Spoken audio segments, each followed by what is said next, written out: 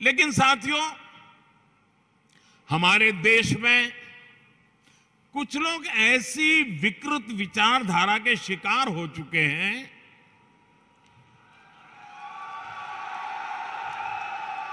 इतनी नकारात्मकता से भरे हुए हैं, देश में कुछ भी अच्छा होता हुआ वो देखना ही नहीं चाहते और उन्हें सिर्फ विवाद खड़ा करना ही अच्छा लगता है। अब आपने कुछ सुना होगा, जैसे कुछ लोग उपदेश देते हैं कि आटा पहले कि डाटा पहले, सड़क पहले कि सैटेलाइट पहले। लेकिन इतिहास गवाह है कि स्थायी विकास के लिए, तेज विकास के लिए मूल व्यवस्थाओं के साथ ही आधुनिक इंफ्रा बनाना भी जरूरी होता है। जो लोग कदम कदम पर हर चीज वोट के तराजू से तोलते हैं, वो कभी देश के भविष्य को ध्यान में रखकर योजना नहीं बना पाते। हम कई बार देखते हैं गांव में पानी की टंकी बनी, लेकिन वो 4-5 साल में ही छोटी पड़ जाती है। कितनी सड़कें या फ्लाईओवर ऐसे होते हैं जो 4-5 साल में अपर्याप्त लगने लगते हैं। हमारे देश में इसी सोच की वजह से इंफ्रास्ट्रक्चर के निर्माण को प्राथमिकता नहीं दी गई। इसका बहुत नुकसान देश ने उठाया है। अगर पहले ही मान लीजिए पर्याप्त संख्या में मेडिकल कॉलेज बन गए होते तो पहले देश में डॉक्टरों की इतनी कमी नहीं होती। अगर पहले ही रेलवे लाइनों का बिजलीकरण हो गया होता तो आज हजारों करोड़ रुपए खर्च करके ये काम करने की जरूरत नहीं रहती। अगर पहले ही हर घर तक नल से जल आने लगता तो आज 3.5 लाख करोड़ रुपए लगाकर जल जीवन मिशन नहीं शुरू करना पड़ता। नकारात्मकता से भरे हुए लोगों में ना दूरदृष्टि होती है और ना ही वो राजनीतिक स्वार्थ से ऊपर उठकर कुछ सोच पाते हैं। आप सोचिए, अगर नाथ द्वारा की जीवन रेखा कहे जाने वाले नंद समंद बांध या टाटोल बांध नहीं बने होते तो क्या होता। और हम तो राजस्थान और गुजरात के लोगों के जुबान पे लाखा बंजारा का नाम बार बार आता है। हम लाखा बंजारा की चर्चा करते हैं। पानी के लिए लाखा बंजारा ने अपना जीवन खपा दिया था। हालत यह है कि अगर पानी के लिए इतना काम करने वाले और जिनकी चारों पर बावड़ी किसने बनाई तो बोले लाखा बंजारा, वहां तालाब किसने बनाया तो बोले लाखा बंजारा। ये गुजरात में भी बोला जाता है, राजस्थान में बोला जाता है। मतलब हर एक को लगता है भाई पानी की समस्या का समाधान कोई करता था तो लाखा बंजारा करता था। लेकिन आज हालत यही है कि यही लाखा बंजारा चुनाव में खड़ा हो जाए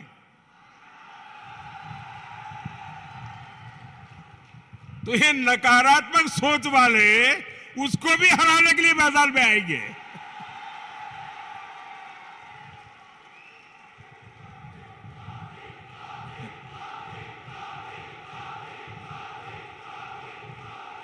उसके लिए भी पॉलिटिकल पार्टियों का जमघट इकट्ठा करेंगे। साथियों, दूरदृष्टि के साथ इंफ्रास्ट्रक्चर नहीं बनाने का नुकसान राजस्थान ने भी बहुत उठाया है। इस मरुभूमि में कनेक्टिविटी के अभाव में आना जाना कितना मुश्किल होता था, ये आप भली भांति जानते हैं। और ये मुश्किल सिर्फ आने जाने तक सीमित नहीं थी, बल्कि इससे खेती, किसानी, व्यापार, कारोबार सब कुछ मुश्किल था।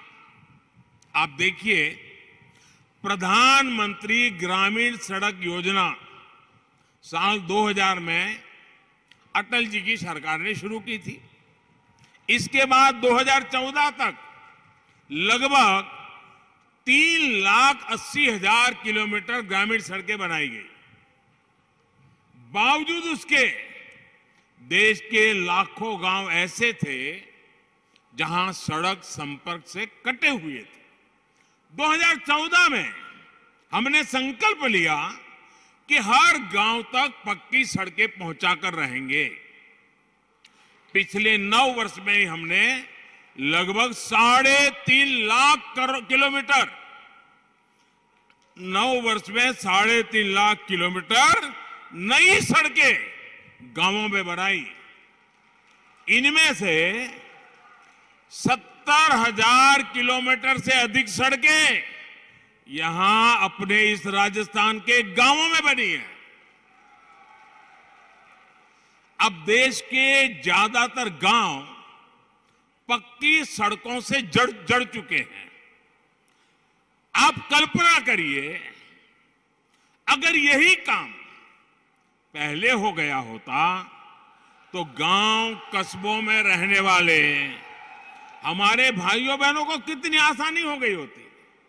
साथियों, भारत सरकार आज गांवों तक सड़क पहुंचाने के साथ ही शहरों को भी आधुनिक हाईवे से जोड़ने में जुटी है।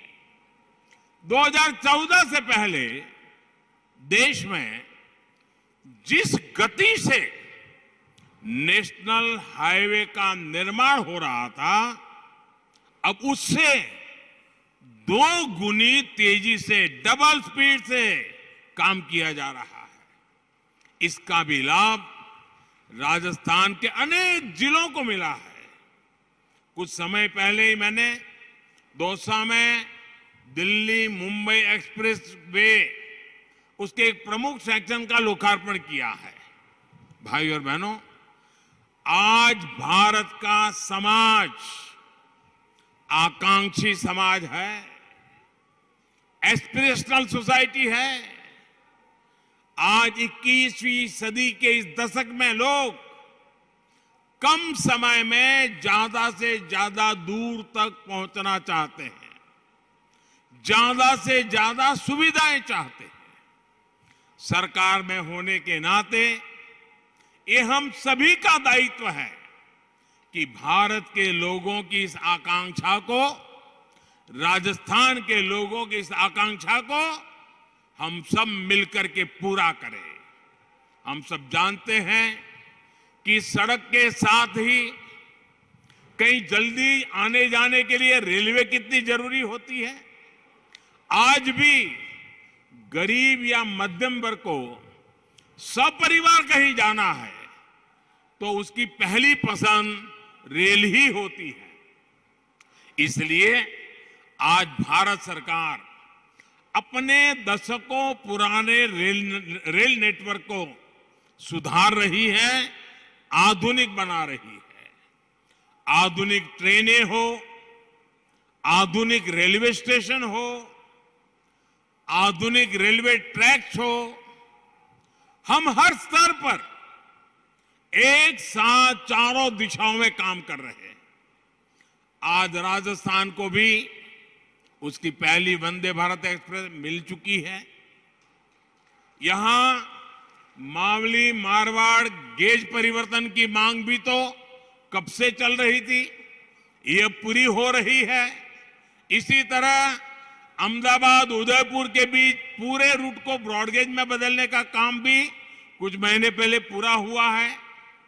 इस नए रूट पर जो ट्रेन चल रही है उसका बहुत लाभ उदयपुर और आसपास के लोगों को हो रहा है। साथियों, पूरे रेल नेटवर्क को मानव रहित फाटकों से मुक्त करने के बाद हम अब तेजी से पूरे नेटवर्क का बिजलीकरण कर रहे हैं। हम उदयपुर रेलवे स्टेशन की तरह ही देश के सैकड़ों रेलवे स्टेशनों को आधुनिक बना रहे हैं, उनकी कैपेसिटी बढ़ा रहे हैं और इन सबके साथ ही हम मालगाड़ियों के लिए special track, dedicated freight corridor बना रहे हैं। साथियों, पिछले 9 वर्षों में राजस्थान का रेल बजट भी 2014 की तुलना में 14 गुना बढ़ा है। बीते 9 वर्षों में राजस्थान के लगभग 75% रेल नेटवर्क का बिजलीकरण किया जा चुका है। यहां गेज परिवर्तन और दोहरीकरण का बहुत बड़ा लाभ डूंगरपुर, उदयपुर, चित्तौड़, पाली, सिरोही और राजसमंद जैसे जिलों को मिला है।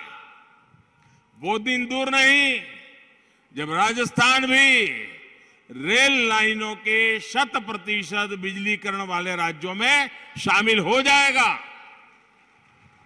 भाई और बहनों, राजस्थान की बेहतर होती कनेक्टिविटी से यहां के टूरिज्म को, हमारे तीर्थ स्थलों को बहुत लाभ हो रहा है। मेवाड़ का एक क्षेत्र तो हल्दी घाटी की भूमि है। राष्ट्र रक्षा के लिए राणा प्रताप के शौर्य, भामाशाह के समर्पण और वीर पन्नाधाय के त्याग की गाथाएं इस मिट्टी के कण कण में रची बसी है। कल ही देश ने महाराणा प्रताप जी की जयंती पर उन्हें पुण्य भाव से स्मरण किया। अपनी विरासत की इस पूंजी को हमें अधिक से अधिक देश दुनिया तक ले जाना आवश्यक है। इसलिए आज भारत सरकार अपनी धरोहरों के विकास के लिए अलग अलग सर्किट पर काम कर रही है।